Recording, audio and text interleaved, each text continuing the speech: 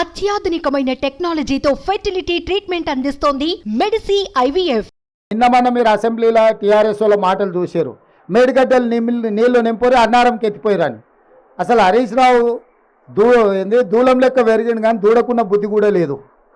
ఇప్పుడు అన్నారం బొక్కవాడు అన్నారం నుంచి నీళ్ళు వచ్చి ఇది కొట్టుకపోతుంది మేడిగడ్డ, మళ్ళా మేడిగడ్డ నుంచి అయితే అన్నారంలో పోయింది అంటుండు.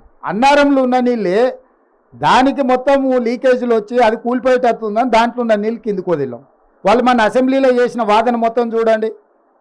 నేను అందుకే చెప్తున్నా, దూలం లెక్క పెరిగితే సరిపోదు, దూడకున్న బుద్ధాన్ని ఉండాలి అని హరీష్ రావుకి చెప్పదలుచుకున్నా.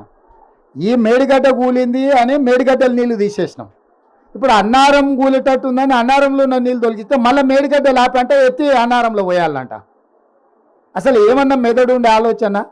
అందుకే వాళ్ళు ఏందనంటే చేసిన తప్పులను కప్పిపుచ్చుకోవడానికి ఎదురుదాడే ఒక మంచి విధానం అన్నట్టుగా వాళ్ళు ఒక ఆలోచన చేస్తున్నారు.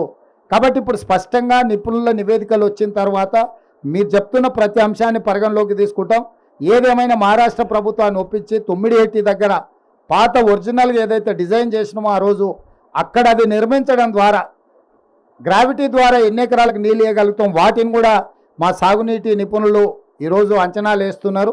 తప్పకుండా వాటి అన్నిటిని దృష్టిలో పెట్టుకొని చేస్తాము. గోదావరి జలాలను పూర్తి స్థాయిలో ఉత్తర తెలంగాణకే కాదు, అవసరమైతే దక్షిణ తెలంగాణ ప్రాంతానికి కూడా నీళ్ళను వినియోగించుకోవడానికి కార్యాచరణ చేపడతాము.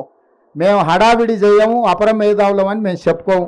80,000 పుస్తకాలు చదివినామని అసలే చెప్పం. ఎందుకంటే ఎవరు చేయాల్సిన పని వాళ్ళే చేయాలి. మీకు తెలుసు కదా, దోపిక కదా నాకు గరక నాకు ఘాట్కా అని. గాడిద చేయాల్సిన పని గాడిద చేయాలి, కుక్క చేయాల్సిన పని కుక్క చేయాలి. కుక్క పని గాడిద చేసింది అనుకోండి నడ్డి ఉడుగుతుంది. పరిపాలన చేయాల్సింది మనం. నిపుణులు ఇచ్చిన నివేదికల ప్రకారం మనం పరిపాలన చేయాలి.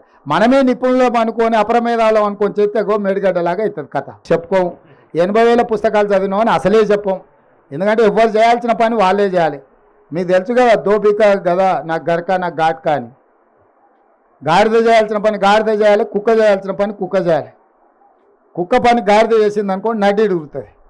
పరిపాలన చేయాల్సింది మనం. నిపుణులు ఇచ్చిన నివేదికల ప్రకారం మనం పరిపాలన చేయాలి. మనమే నిపుణులు అనుకొని అపరమేధావులం అనుకొని చెప్తే మేడిగడ్డలాగా అవుతుంది కథ. చెప్పుకోము. 80,000 పుస్తకాలు చదివినామని అసలే చెప్పం. ఎందుకంటే ఎవరు చేయాల్సిన పని వాళ్ళే చేయాలి. మీకు తెలుసు కదా, దోపిక కదా నాకు గరక నాకు ఘాట్కా అని. గాడిద చేయాల్సిన పని గాడిద చేయాలి, కుక్క చేయాల్సిన పని కుక్క చేయాలి. కుక్క పని గాడిద చేసింది అనుకోండి నడ్డి ఉడుగుతుంది.